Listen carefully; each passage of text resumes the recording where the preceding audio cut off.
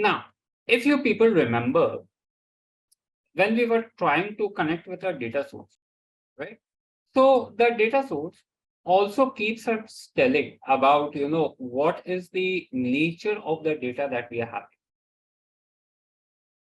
And just by visually looking over here, you can find out what is the nature of the data. And we discussed this part. Now here you can easily identify that what field is holding what data type. Visually, you can have a look and you can understand. Some of the data types that we are having into the Tableau interface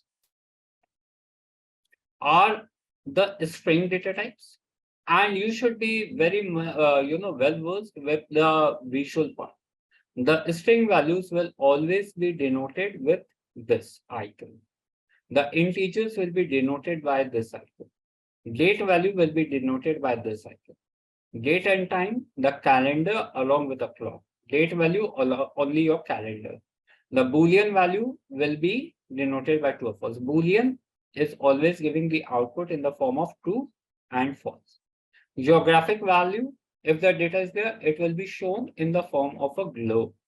And if it will be a cluster or a mixed value, this is how the icon will look like. So you should be able to just look at the icon and figure out what is the data type that particular field or your column is holding. I guess we saw that, right? When we were trying to import the sample superstore, I made you people observe that, if I'm not wrong. Now, let us try to understand these data types that we are having. The string data type that we have is basically the collection of characters that give rise to the string data type. And a string is always enclosed with a single or double inverted comma. Remember this thing. And this string data type, friends, is further classified into two types. One is your character and one is your var. The character string type is normally storing the alphanumeric data value having a fixed length. If the user is entering a string value which is greater than the fixed length of our character data type, then the system tries to return an error. Whereas when we are talking about the varchar data type will also store the alphanumeric data values. But the varchar store the data values with a variable length. So even if the user is entering as many string values as they want, they will not run into the error like they were running while they were storing it into the char form. Remember this. So that is the basic difference. Like people get confused a lot in character and varchar. So this is the basic difference. In char, we are having a fixed length. Remember this thing. In varchar, we are having a variable length. That is the only difference. Making sense? Please respond, everyone. Now, the another data type, friends, that we are having is your numeric data type. And as the name is suggesting, the numeric data type consists of both integer and float types. Integer and float, I guess you people are aware what is the difference. If you're not aware, let me know. I will tell you. Yeah. Thank you, Amit. So the numeric data type is consisting of both the integer and the float data type, out of which most of the users prefer to use integer type over floating type.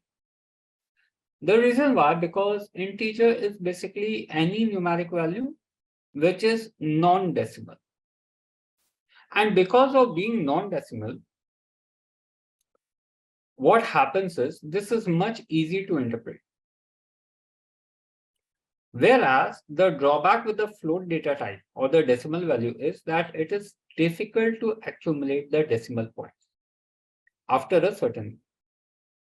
Also, it contains a function known as a rounding function, which can be used in rounding up the float values. For example, if you have a float value, let us say 5.6. So it will be rounded to the nearest whole number. What will be the nearest whole number for 5.6? What do you guys think? I'm talking about whole number. 6. Exactly. It will be 6, right? This is a whole number. So what is happening?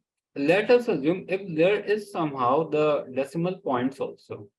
If we are having, this float data type also. In those cases, what we prefer to do is we try to do the rounding, where the decimal data type that we are having, the float data type, is rounded off to its nearest whole number. If you are having 5.4, what will be the nearest whole number?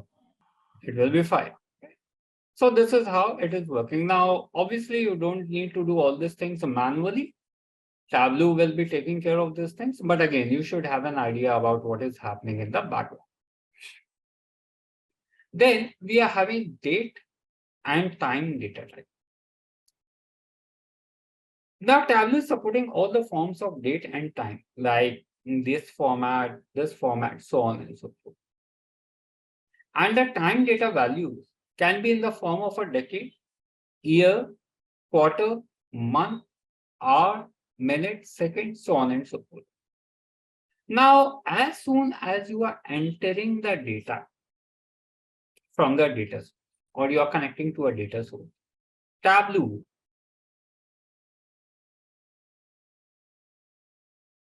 it automatically registers that data type into date data type or date and time data value. How it is able to do that automatically? Because Tableau is a business intelligence tool. It is having its own intelligence. So accordingly, it is taking the informed decision. And it is doing a lot of your work on its own. It is taking care of a lot of your problems, right? So we are having date and time data type. Then what else do we have? We have your Boolean data type. Now, Boolean basically refers to the output of true and false. Remember this thing. So what will happen as a result of the relational calculation? Boolean data type values are formed, and these Boolean data values are either true or false. But there will also be a situation where the relational calculation is unknown.